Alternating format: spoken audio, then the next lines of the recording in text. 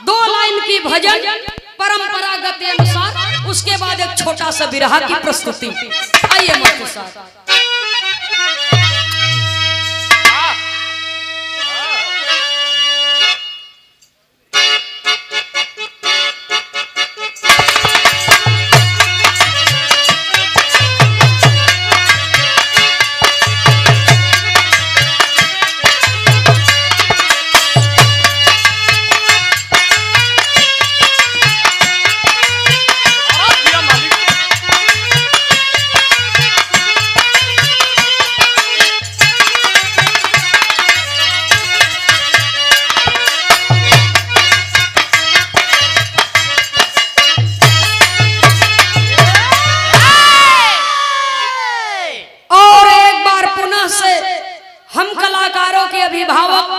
Sahni radio की ओर से, साहनी रेडियो के प्रोपराइटर साहब की ओर से 100 रुपए का पुरस्कार हमारे सूरदास जी ढोलक मास्टर साहब के लिए आया है।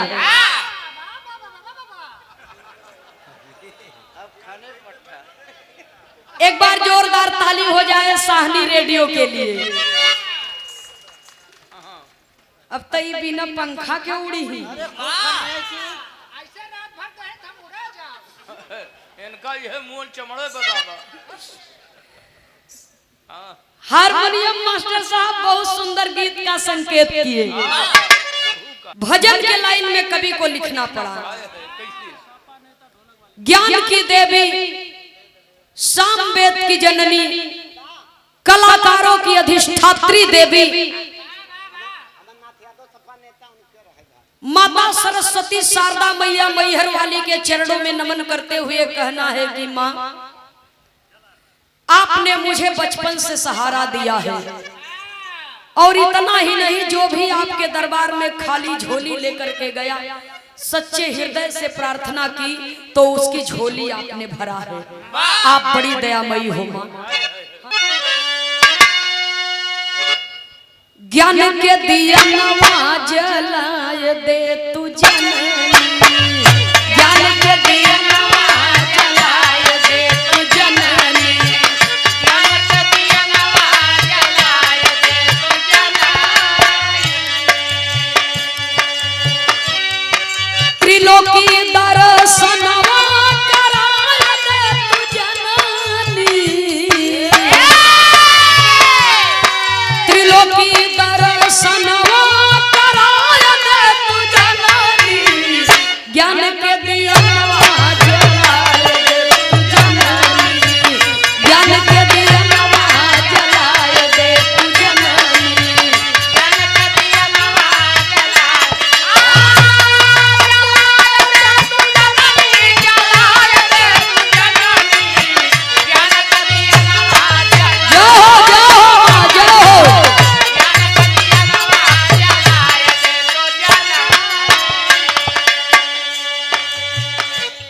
बिरहा सुने वाले बाबूजी, सबकी अपनी अपनी एक पहचान होती है। हर कलाकार की अपनी अपनी एक पहचान होती है। अपने फन के सब माहिर होते हैं। कोई वीर रस का कलाकार है, कोई हास रस का कलाकार है, कोई करुण रस का कलाकार है, कोई श्रृंगार रस का, कोई वात्सल रस का, कोई शायरी का कलाकार है। तो हमारे जनपद की ये पहचान है। पहले के जमाने में कहना कम है, समझना ज्यादा है। पहले के जमाने में जब कवि लोग गाना लिखते थे तो ककहरा बंदिश शायरी प्रारंभ में ही लिखते थे। तो अक्सर तर आप लोगों को सीधा ककहरा सुनने को मिलता है, क से लेकर ज्ञा तक। धर्मेंद्र भैया जी, सीधा ककहरा अक्सर तर सुनने को मिलता है। लेकिन हम कवि की लेखनी को नमन करते हैं, प्रणाम करते हैं। उल्टा ककहरा से इस भजन की लाइन को लिखा गया। सीधा आप पढ़ेंगे तो त्रय आएगा, तब ज्ञा आएगा। उल्टा पढ़ेंगे तो पहले ज्ञा आएगा, फिर त्र आएगा। इसलिए लिखना पड़ा। ज्ञान के दिया नवा जलाए दे तू जननी, ज्ञान के दिया नवा जलाए दे तू जननी, ज्ञान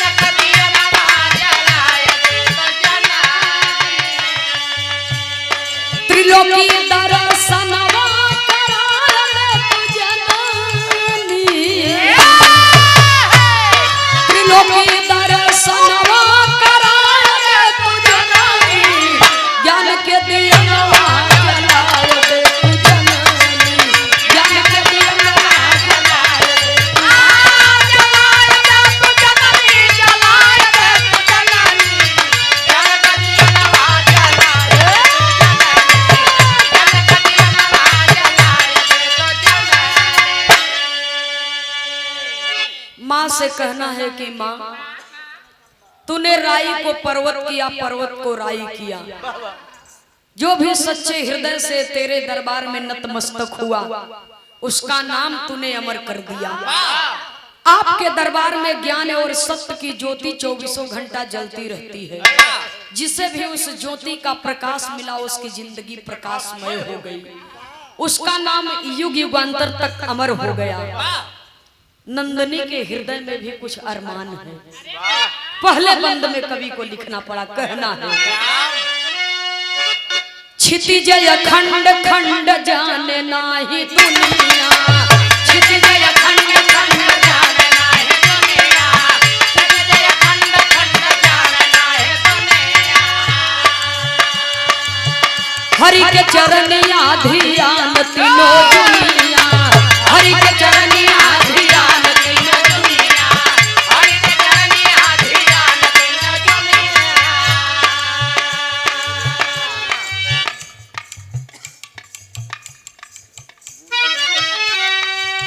स्वर से रगनिया सजा दे तू जननी, स्वर से रगनिया सजा दे तू जननी, ज्ञान के दिया जला दे तू जननी, ज्ञान के दिया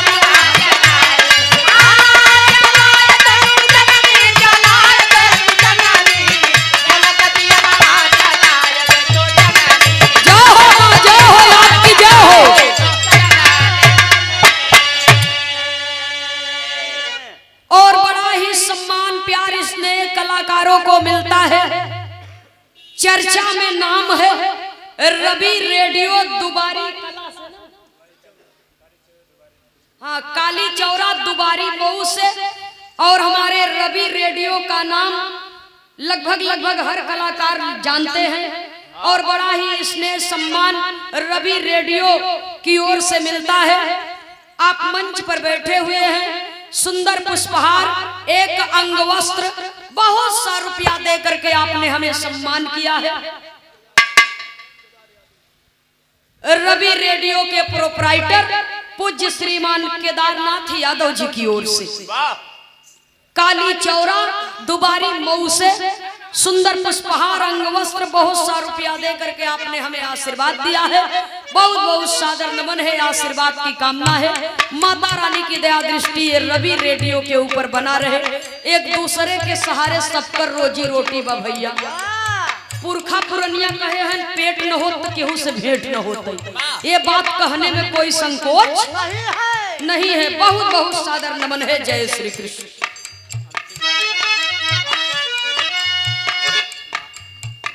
खडरी तू रात दिन काल के तकाजा, खडरी तू रात दिन काल के तकाजा, खडरी तू रात दिन काल के तकाजा।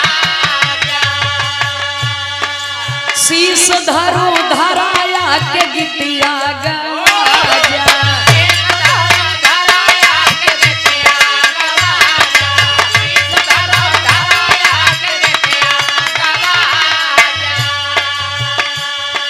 वसन श्वेत अंगिया दिखाय दे तू जननी,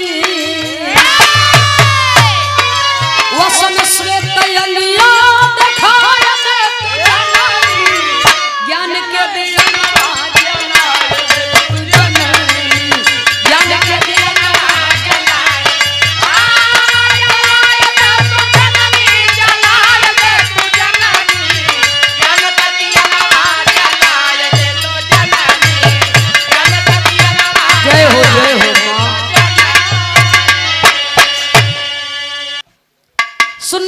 श्रोता सज्जनों, कवि को संकेत करना पड़ा। माँ की शक्ति एक है लेकिन रूप अनेक है। हजारों नाम है, करोड़ों स्थान है। जिंदगी भर आप गाथा गाते रहेंगे फिर भी समाप्त होने वाली नहीं है। अरे लाले लाले होठ के ललैया निकलागे, जिस समय श्रृंगार किया जाता है, रंग रंग चूड़िया कलैया निकलागे,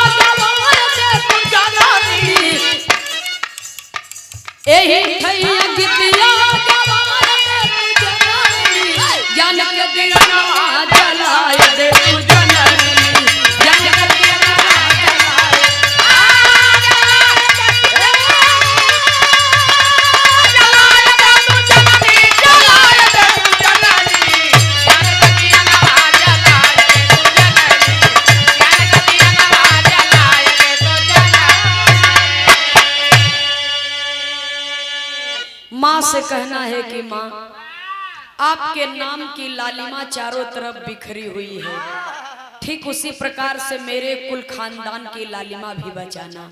आखिरी लाइन में गुरु घराने के परिचय के साथ में, क्योंकि भजन की लाइन लंबी है और समय कम है, इसलिए अंतिम लाइन में खानदान के परिचय के साथ में कवि को संकेत करना पड़ा।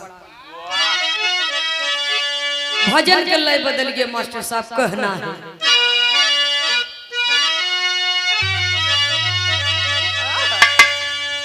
हाय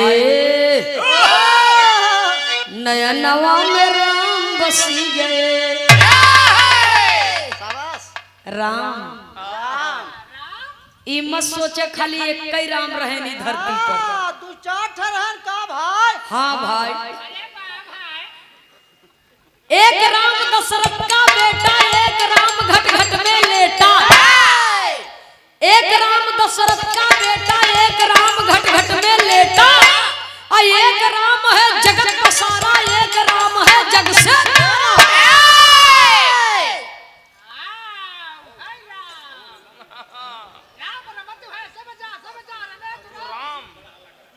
बाबा महाराज जी। तो जो शाश्वत है, जो श्वास श्वास में निवास करता है, उस राम के विषय में लिखा गया। जौने दिन है वो राम बा तय दिन ही बोलत बा, जौने दिन राम निकल जाए वो दिन ही मरा मरा हो जाए।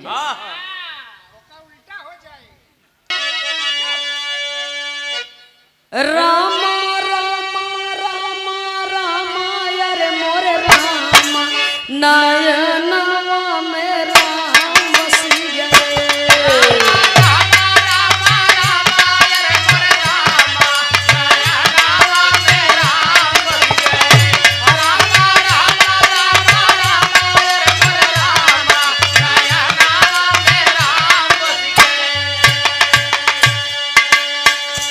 अपने सतगुरु से जब पावा गियनवा नयनवा में राम बसी गए।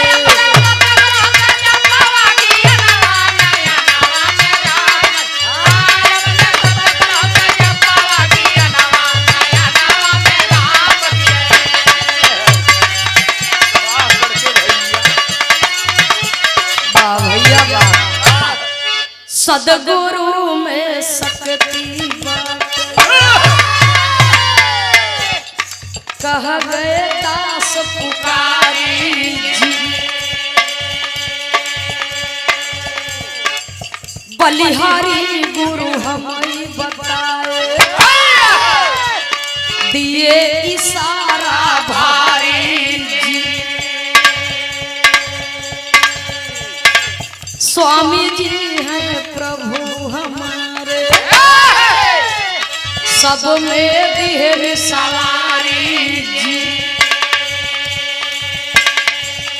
अरे बार बार गुरुवर के सुमिरब, ए भैया बार बार गुरुवर के सुमिरब, इतना ही अरज हमारा